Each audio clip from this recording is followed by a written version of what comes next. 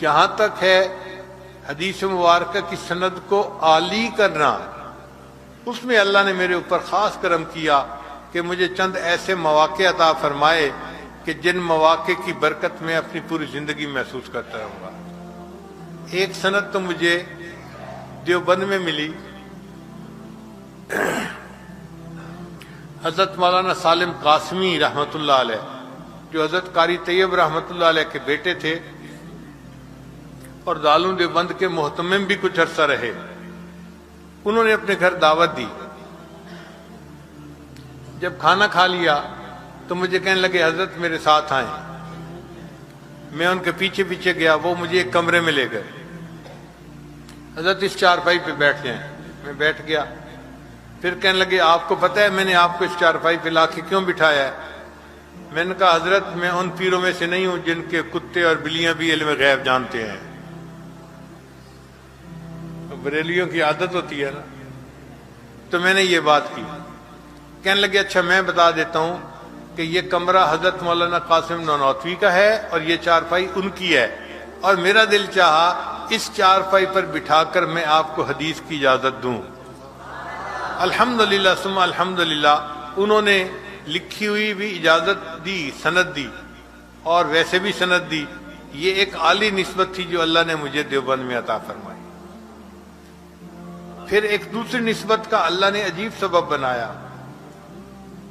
ہم لوگ ایک مرتبہ حج کے بعد حرم مکہ میں مقیم تھے، عصر کی نماز پڑھی تو میں نے دیکھا کہ ایک صف آگے ایک پتلے دبلے سے عالم ہیں، تو وہ بیٹھے اور ان کے گرد کچھ طلباء نے آ کر بیٹھنا شروع کر دیا جن کے پاس احادیث کی کتابیں تھیں۔ سکولوں کی کتابوں میں اور مدرسے کی کتابوں میں ایک واضح فرق ہوتا ہے، ایک نظر پڑھنے سے بندہ پہچان لیتا ہے یہ مدرسے کی کتابیں ہیں اور یہ سکول کی کتابیں ہیں۔ چنانچہ میں ان بچوں کو دیکھ رہا تھا کہ شاید بخاری شریف انہوں نے اپنے ہاتھوں میں لی ہوئی تھی اور سرخ رومال انہوں نے سر پہ باندھے ہوئے تھے، وہ گھیرا بنا کر بیٹھ گئے اور ان کے سامنے ایک طالب علم نے بخاری شریف کی پہلی حدیث کی تلاوت شروع کر دی۔ میں بھی ذرا قریب ہو گیا، میں نے ساری تلاوت سنی، پھر اس کے بعد ان بزرگوں نے ان تمام طلباء کو حدیث کی اجازت دی۔ مجھے اندازہ ہوا کہ یہ کوئی بڑے عالم ہیں جو حرم میں مکہ کے اندر بیٹھ کر طلباء کو حدیث کی اجازت دے رہے ہیں۔ تو میں نے ان کے جو خادم تھے ان سے پوچھا کہ یہ کون ہے؟ ان کا جی یہ انڈیا کے ایک عالم ہیں، ان کا نام ہے مولانا احمد علی، مگر انہوں نے اپنی زیادہ زندگی کا حصہ یو کے میں گزارا ہے، اس لیے ان کا تعارف نہیں ہے انڈیا پاکستان میں اتنا، مگر ان کی حدیث کی نسبت اتنی عالی ہے کہ پاکستان کے بڑے بڑے علماء ان کے پاس حدیث کی نسبت لینے کے لیے آتے ہیں۔ میں نے اس خادم سے پوچھا کون علماء؟ اس نے کہا جیسے حضرت مفتی تقی عثمانی۔ بس یہ نام سن کے ہی میرا دل خوش ہو گیا کہ جب ہمارے سروں کے تاج بھی جا کے ان سے حدیث کی اجازت لے رہے ہیں تو یقیناً ان کی سند بہت عالی ہوگی۔ تو میں نے اس سے کہا خادم سے کہ کیا مجھے حدیث کی اجازت مل سکتی ہے؟ اس نے کہا آپ کا نام کیا ہے؟ میں نے کہا میرا نام ہے ذوالفقار احمد نقشبندی۔ اللہ کی شان کہ اس نے نام سنا تو وہیں سے کھڑے کھڑے، وہ تو خادم تھا نا، حضرت حضرت یوں کہنے لگا۔ اب سارے نمازی بھی سن رہے ہیں۔ میں حیران تھا کہ ہو کیا گیا؟ تو حضرت نے پوچھا کیا ہوا، کیوں اتنا شور کر رہے ہو؟ حضرت میرے ذمہ آپ نے لگایا ہوا تھا نا کہ اگر یہ بندہ کہیں مل جائے تو میری ملاقات ضرور کروانا۔ حضرت وہ یہاں آ گئے۔ اب یہ نام سن کے وہ بزرگ جو تھے میری طرف چلے، میں ان کی طرف چلا، ملاقات ہوئی، میں نے ان کے ماتھے کا بوسہ لیا، تو میں نے ان سے کہا کہ حضرت آپ نے طلباء کو تو حدیث کی اجازت دی ہے، میں بھی ایک طالب علم ہوں، اگر مجھے بھی حدیث کی اجازت عطا فرما دیں تو آپ کی مہربانی ہوگی۔ وہ کہنے لگے بات سنیں، میں جب حج کے سفر پر نکلنے لگا تھا اس وقت میں نے نیت کی تھی کہ حج کے سفر میں اگر میری آپ سے ملاقات ہوئی تو میں آپ کے ساتھ مل کر توبہ کے کلمات پڑھوں گا۔ چونکہ میری نیت پہلے کی تھی اس لیے پہلے میری بات پوری کریں پھر میں آپ کی بات پوری کرتا ہوں۔ الحمدللہ میں نے وہی حرم میں بیٹھ کے ان کے ساتھ مل کر توبہ کے کلمات پڑھے اور پھر انہوں نے اس عاجز کو حدیث کی اجازت عطا فرمائی۔ ان کی حدیث کی جو سند تھی وہ حضرت مولانا فضل الرحمان گنج مراد آبادی رحمۃ اللہ کے واسطے سے وہ تھوڑے واسطوں کے ساتھ شاہ ولی احمد دہلوی رحمۃ اللہ تک پہنچتی ہے، تو ان کی حدیث کی نسبت واقعی دوسروں کی نسبت بہت عالی تھی۔ پھر ایک تیسری نسبت اللہ نے عطا فرمائی، ترکی میں جانا ہوا تو وہاں ایک بڑے بزرگ گزرے ہیں،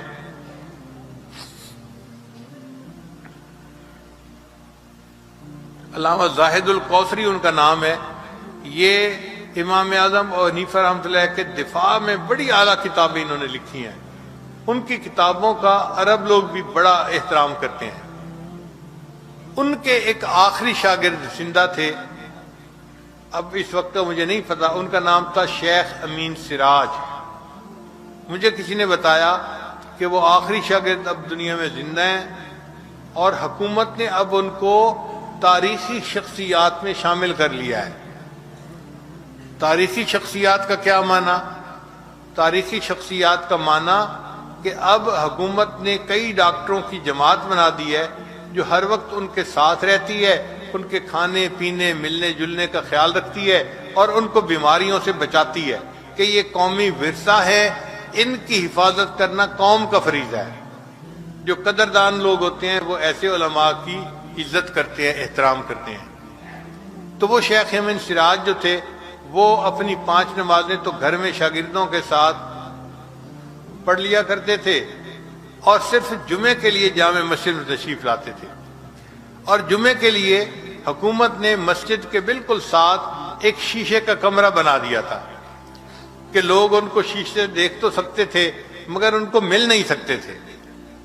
اور حکومت کا مقصد بھی یہی تھا کہ لوگ ملتے ہیں تو کسی سے بیکٹیریا ٹرانسفر، کسی سے وائرس ٹرانسفر، اور بوڑھا بندہ بیمار ہو جاتا ہے تو ڈاکٹر لوگ ان کو ملنے نہیں دیتے تھے۔ خیر جمعہ میں 1-2 دن باقی تھے، ہم نے خوب اللہ سے دعائیں کی کہ اللہ ہمیں موقع دے دیجئے کہ ہم ایک ایسے عالم کا دیدار کر سکیں اور ان سے حدیث کی اجازت حاصل کر سکیں۔ اللہ کی شان کہ وہ اس جمعہ کو مسجد میں تشریف لا گئے، طبیعت ٹھیک تھی۔ ہم نے شیشے سے ان کا دیدار تو کر لیا، لیکن اب دل چاہتا تھا کہ ان سے حدیث کی اجازت بھی لیں، اور کمرے سے ہم اندر جا نہیں سکتے تھے۔ کمرے کے دروازے کے اوپر ڈاکٹر پہرا دے رہا تھا، بالکل پبلک کو اندر جانے کی اجازت نہیں تھی۔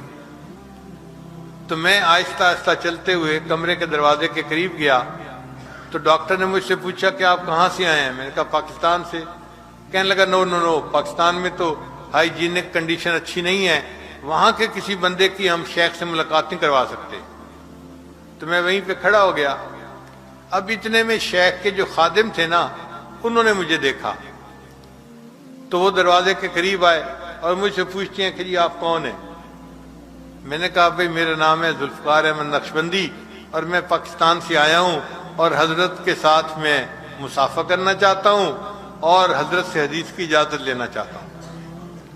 اس خادم نے وہیں سے حضرت کو بتایا کہ حضرت پاکستان سے کوئی عالم آئے ہیں، ان کا نام ہے ذوالفقار احمد نقشبندی۔ اللہ کی شان کہ یہ نام سن کر شیخ امین سراج جو تھے وہ دروازے کی طرف چل پڑے۔ اب مجھے تو دروازے پہ ڈاکٹر نے روکا ہوا تھا، جب وہ دروازے کی طرف آئے تو ان کو بھی ڈاکٹر نے روک لیا۔ یہ آپ باہر کیوں جا رہے ہیں؟ ابھی تو جانے کا وقت نہیں۔ اس نے کہا میں نے ان سے ملنا ہے۔ ڈاکٹر نے کہا آپ نہیں مل سکتے، ہماری ڈیوٹی ہے کہ ہم آپ کی حفاظت کریں، آپ کو کوئی بیماری لگ گئی، اور یہ بندہ تو آیا بھی پاکستان جیسے ملک سے ہے جہاں پر بہت وائرس ہیں اور ہائیجینک کنڈیشن بہت بری ہیں۔ تو شیخ امین سراج کے دل میں اللہ نے محبت ڈالی، انہوں نے یہ بات آگے سے کہی کہ اچھا اگر اس سے مل کر مجھے کل کی بجائے آج موت آتی ہے تو میں مرنے کے لیے تیار ہوں۔ ان کے اس بات کے بعد ڈاکٹر پیچھے ہٹ گیا اور وہیں دروازے میں کھڑے ہوئے مجھے اللہ نے ان سے معانقہ کرنے کی اور مصافحہ کرنے کی سعادت عطا فرمائی، اور انہوں نے حدیث کی اجازت بھی عطا فرمائی اور لکھی ہوئی پوری لسٹ بھی دے دی۔ آج الحمدللہ ہمارے پاس ان کی سند علامہ زاہد القوثری کے واسطے سے موجود ہے جو ایک عالی سند ہے۔ مگر ہمارے ہاں جتنی حدیث کی سندیں ہیں نا، تو امام بخاری تک 16-17 واسطے بنتے ہیں اکثر و بیشتر. جو بڑے حضرات ہیں ان کے 16 واسطے بن جاتے ہوں گے، مگر 16-17 واسطے ہی بنتے ہیں. ہم نے اس کو گنا ہے. اللہ کی شان دیکھیں، کچھ عرصہ پہلے ہمیں اللہ نے بخارا جانے کی سعادت عطا فرمائی. بخارا میں مختلف ملکوں کے مشائخ آئے ہوئے تھے. تو مجھے کسی نے بتایا کہ جی شام سے ایک بڑے عالم آئے ہیں شیخ محی الدین، اور ان کی جو حدیث کی سند ہے وہ بہت عالی ہے. پوری دنیا میں اس وقت اتنی عالی سند کسی اور کی نہیں ہے، اور اس وجہ سے بخارا کے بڑے بڑے علماء سب آ رہے ہیں اور ان سے حدیث کی اجازت لے رہے ہیں، اور رش لگا ہوا ہے. تو یہ سن کے میں نے اپنے ساتھی کو کہا بھائی مجھے بھی ویل چیئر پہ لے چلو، میں بھی ان سے حدیث کی اجازت لے لیتا ہوں. تو ہمارے ایک اور ساتھی ہیں، خلیفہ ہیں، وہ کہنے لگے حضرت جانے کی اجازت نہیں، جانے کی ضرورت نہیں. میں نے کہا کیوں؟ کہنے لگے عصر کی نماز پڑھنے کے بعد انہوں نے مجھے کہا تھا کہ تم ساتھ رہتے ہو، جب رات کو شیخ فارغ ہوں مجھے فون کر دینا، میں خود آؤں گا، میں نے ان کے ساتھ مل کر توبہ کے کلمات پڑھنے ہیں. تو چونکہ انہوں نے میرے ذمہ لگایا ہوا ہے، میں ان کو فون کر دیتا ہوں، وہ ابھی آ جائیں گے. میں نے کہا بھائی دل تو چاہتا تھا میں چل کے جاتا، لیکن اگر حضرت نے پہلے کہا ہوا ہے تو چلو فون کر دو. اس نے وہیں بیٹھے بیٹھے فون کیا، تو تھوڑی دیر کے بعد وہ شیخ وہیں تشریف لے آئے، اور الحمدللہ انہوں نے آ کے ہمیں حدیث کی اجازت دی. ان کی یہ جو حدیث کی اجازت ہے وہ علامہ شامی رحمۃ اللہ علیہ، ابن عابدین رحمۃ اللہ کی وساطت سے نبی علیہ السلام تک بہت چھوٹے واسطے سے پہنچتی ہے. ان کے جو واسطے امام بخاری تک پہنچتے ہیں نا، وہ 14 واسطے بنتے تھے. تو اب گویا میرے استاد بھی ساتھ شامل ہو گئے تو یہ 15 واسطے بن گئے. جو مفتی حضرات بیٹھے ہیں وہ سمجھتے ہیں کہ فتاوی شامی کے اوپر حاشیہ لکھا ہے مصطفیٰ غلام مصطفیٰ فرفور، نہیں عبداللطیف فرفور نے.